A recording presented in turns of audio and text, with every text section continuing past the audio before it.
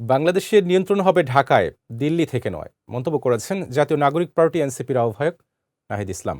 দুপুরে সাভারে ঢাকা ১৯ আসনে ১১ দলীয় জোট প্রার্থী দিলশানা পারুলের পক্ষে নির্বাচনী সমাবেশে যোগ দিয়ে নাহিদ বলেন, দেশে ১১ দলের পক্ষে গণজোয়ার সৃষ্টি হয়েছে। দিল্লির তাবেদারি যারা করে এসেছে এবং নতুন করে করতে চায় তাদেরকে আর বাংলাদেশের রাজনীতিতে সুযোগ দেওয়া হবে না। যারা ৫ আগস্টের পর দেশে চাঁদাবাজি দখল বাণিজ্য শুরু করেছে, ১২ই ফেব্রুয়ারি দেশের মানুষ তাদের প্রত্যাখ্যান করবে বলেও মন্তব্য করেন এনসিপি আহ্বায়ক।